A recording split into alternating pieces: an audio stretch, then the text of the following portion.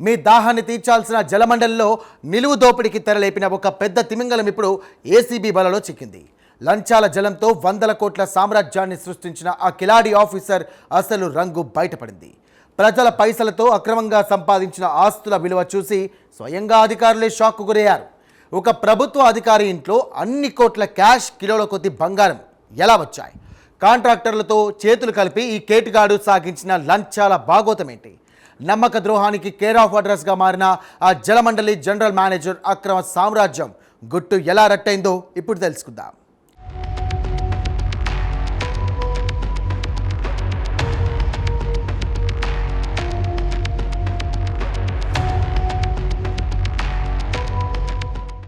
భాగ్యనగరానికి తాగునీటిని అందించే జలమండలిలో అవినీతి తిమంగళాలు ఏ రేంజ్లో తిష్టవేశాయో నిరూపించే సంచలన ఘటన ఇది.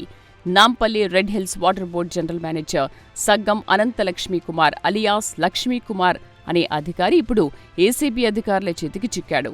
ఆదాయానికి మించిన ఆస్తుల కేసులో ఈయనపై అవినీతి నిరోధక శాఖ అధికారులు ఉచ్చుబిగించారు. ఒకేసారి 8 ప్రాంతాల్లో ఏకకాలంలో సోదాలు జరిపి ఆయన అక్రమ సామ్రాజ్యాన్ని బట్టబయలు చేశారు. మల్లాపూర్లోని ఆయన నివాసంతో పాటు రెడ్ హిల్స్ ఆఫీస్, బంధువులు, స్నేహితులు, బినామీలిళ్లపై అధికారులు దాడి చేశారు. ఈ తనిఖీల్లో బయటపడ్డ ఆస్తుల విలువ చూసి ఇన్వెస్టిగేషన్ టీమ్స్ మైండ్ బ్లాక్ అయిపోయింది. ప్రభుత్వ జీతం తీసుకునే ఒక అధికారి ఇంట్లో లగ్జరీ కార్లు, 100 కోట్ల విలువైన ప్రాపర్టీ డాక్యుమెంట్స్ లభించడం నగరంలో పెను సంచలనంగా మారింది.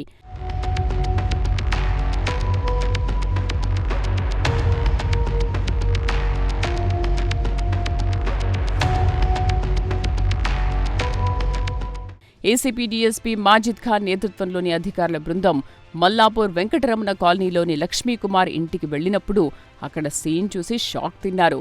ఇంట్లో కట్టల కొద్దీ కరెన్సీ నోట్లు వెలుగు చూశాయి.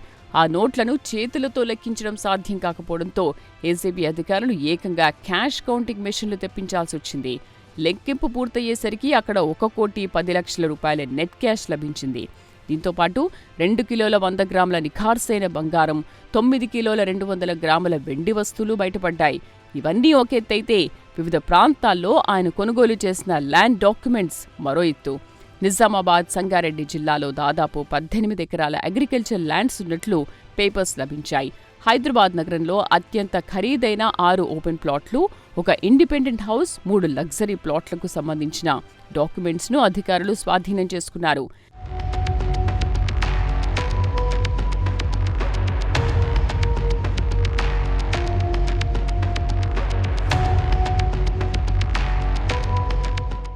లక్ష్మీకుమార్ కేవలం ఇళ్లతోనే ఆగలేదు. తన అక్రమ సంపాదనను దాచడానికి ఫ్యామిలీ మెంబర్స్ పేరుతో పెద్ద ఎత్తున బ్యాంకు లాకర్లను మెయింటైన్ చేశాడు. ఈ విషయాన్ని గమనించిన ఏసీబీ టీమ్స్ కుమార్ భార్యతో పాటు మరో 2 కుటుంబ సభ్యులను నేరుగా బ్యాంకులకు తీసుకెళ్లారు. వారి సమక్షంలోనే లాకర్లను ఓపెన్ చేయించారు.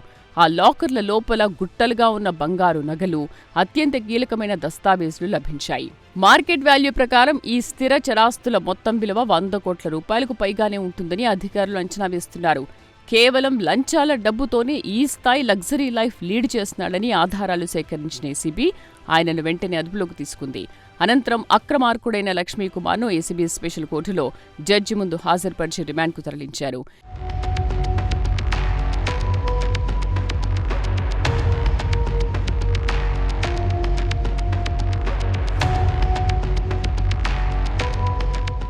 ఈ జలరాక్షసుడి అక్రమ సామ్రాజ్యానికి సంబంధించిన మరిన్ని సంచలన నిజాలు వెలుగులోకొచ్చాయి.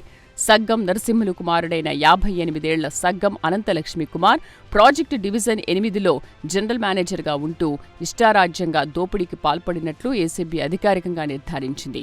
ఆయనపై ప్రివెన్షన్ ఆఫ్ కరప్షన్ యాక్ట్లోని సెక్షన్ 13(1)(b), 13(2) కింద నాన్ బెయిలబుల్ కేసులు నమోదు చేశారు. ఏసీబీ అధికారులు డాక్యుమెంట్ల ఆధారంగా లెక్కకట్టిన ఆస్తుల ప్రభుత్వ అధికారిక విలువే దాదాపు 5,88,57,490 రూపాయలుగా తేలింది. మార్కెట్లో దీని విలువ 100 కోట్లకు పైనే ఉంటుందని స్పష్టం చేశారు. ఆయన ఇంట్లో లభించిన 1,10,00,000 క్యాష్, కిలోల కొద్దీ బంగారంతో పాటు ఒక మారుతి రిచ్ కార్, ఒక బజాజ్ మోటార్ బైక్ను కూడా అధికారులు అటాచ్ చేశారు. ఇంకా అదనపు ఆస్తుల వేట కొనసాగుతోందని జాయింట్ డైరెక్టర్ సింధు శర్మ అధికారిక ప్రకటనలో తెలిపారు.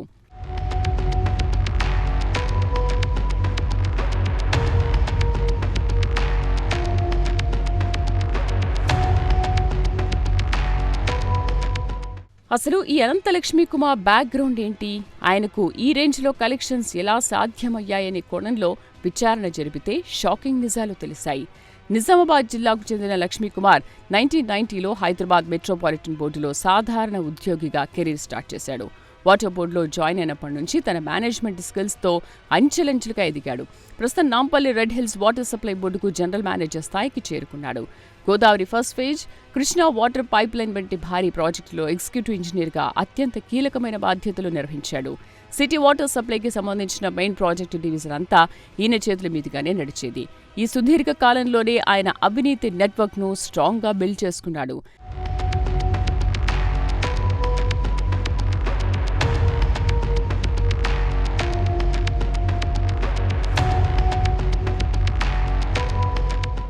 లక్ష్మీకుమార్ చేసిన ఒక భారీ తప్పిదమే ఇప్పుడు ఆయనను ఏసీబీ బోన్లో నిలబెట్టింది. ఈ మధ్య ఆయన తన కూతురు పెళ్లిని అంగరంగ వైభవంగా కోట్లు ఖర్చుపెట్టి డ్రీమ్ వెడ్డింగ్లా చేశాడు. ఈ లగ్జరీ మ్యారేజ్ గురించి టాక్ జలమండల్లో హాట్ టాపిక్గా మారింది.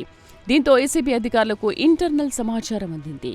పెళ్లి జరిగిన తీరు, అక్కడ చేసిన ఖర్చులపై ప్రత్యేక నిఘా పెట్టారు.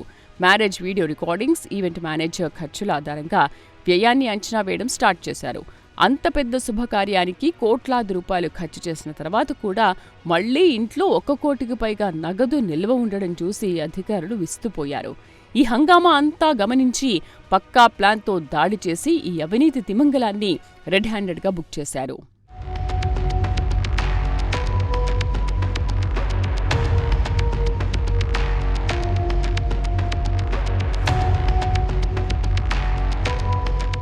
నిజంగా జలమండల్లో ఒక జనరల్ మేనేజర్ ఇంట్లో 100 కోట్ల ఆస్తులు దొరకడం అంటే సామాన్యమైన విషయం కాదు. దాదాపుగా 15 ఏళ్ల తర్వాత వాటర్ బోర్డులో ఈ స్థాయి ఏసీబీ రైట్స్ జరగడం ఇదే మొదటిసారి. అప్పట్లో కొందరు డైరెక్టర్లు, జీఎంల ఇళ్లపై దాడులు జరిగినా ఒకే ఒక్క జీఎం 100 కోట్ల వెనకేయడం బోర్డు ఇక చరిత్రలోనే సంచలనంగా మారింది. అసలు ఈయనకు ఈ రేంజ్ కలెక్షన్స్ ఎక్కడి నుండి వచ్చాయి, కాంట్రాక్టర్లతో ఈయన కుదుర్చుకున్న డీల్స్ ఏంటి, ఆ వివరాలేంటో ఇప్పుడు తెలుసుకుందాం.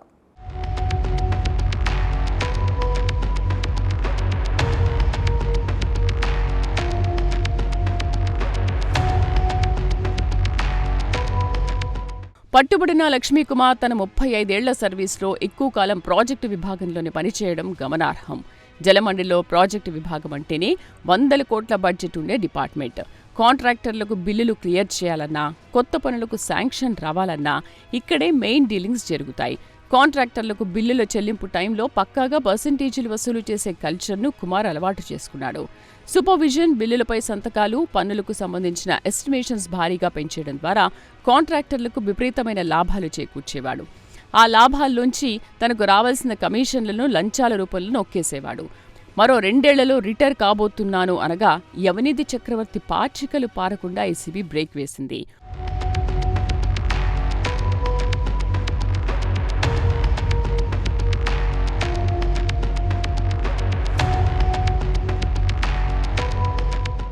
వాటర్ బోర్డులో పనిచేసే ఇంజనీర్లలో ఎక్కువ శాతం మంది ప్రాజెక్టు విభాగానికి ఎందుకు మొగ్గు చూపుతారో కుమార్ ఆస్తులను చూస్తే అర్థమవుతుంది.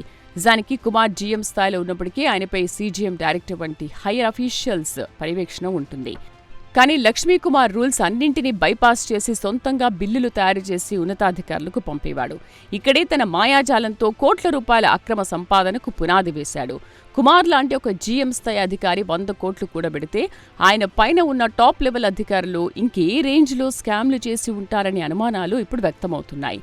దీనిపై ఏసీబీ తదుపరి యాక్షన్కు రెడీ అవుతోంది.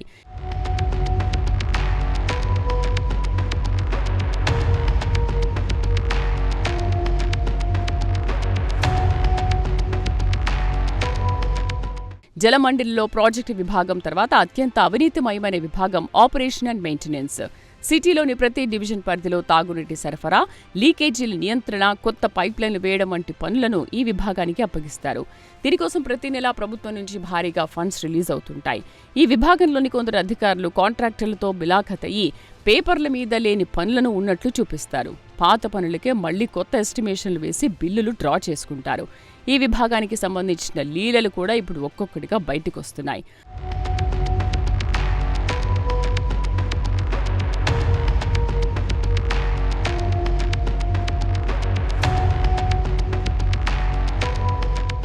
హైదరాబాద్ లాంటి మహానగరంలో నల్లా కనెక్షన్ కావాలన్నా, వాటర్ ట్యాంకర్ రావాలన్నా ఈ అవినీతి నెట్వర్క్ను దాటుకుని వెళ్లడం సామాన్యుడి వల్ల కాదు. ఇటీవల సిటీలో నిర్మిస్తున్న ఎస్టీపీల నిర్మాణ పనులకు కూడా ఈ లక్ష్మీకుమారే పర్యవేక్షించాడు. ఒకే చోట సుదీర్ఘకాలంగా పోస్టింగ్స్ ఉండడం వల్ల కాంట్రాక్టర్లతో వీరికి స్ట్రాంగ్ బాండింగ్ ఏర్పడుతుంది.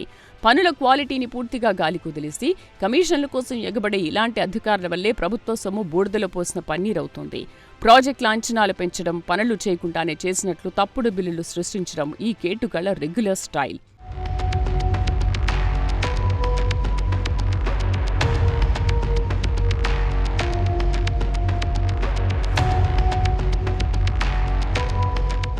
ఇలాంటి లంచగొండుల వల్ల సామాన్య ప్రజలు ఎలాంటి ఇబ్బందులు పడుతున్నారో చెప్పడానికి అనేక నిదర్శనాలు ఉన్నాయి. ఒక అపార్ట్మెంట్కు కనెక్షన్ రావాలన్నా, కమర్షియల్ కాంప్లెక్స్కు ఫిజిబిలిటీ రిపోర్ట్ ఇవ్వాలన్నా లక్షల్లో వసూళ్లు జరుగుతున్నాయి. పెద్ద పెద్ద హోటళ్లు, మాల్స్ వాడే నీటి పరిమాణాన్ని తక్కువ చేసి చూపిస్తూ మంత్లీ కలెక్షన్స్ తీసుకునే సిస్టమ్ కూడా ఇక్కడ నడుస్తోంది. ఏసీబీ అధికారులు కేవలం లక్ష్మీకుమార్తోనే ఆగకుండా ఈ వాటర్ బోర్డులో ఉన్న మిగతా అవినీతి తిమింగళాల లిస్టును కూడా రెడీ చేస్తున్నారు. రాబోయే రోజుల్లో మరికొంతమంది అక్రమార్కుల గుట్టు రట్టు కావడం ఖాయంగా కనిపిస్తోంది.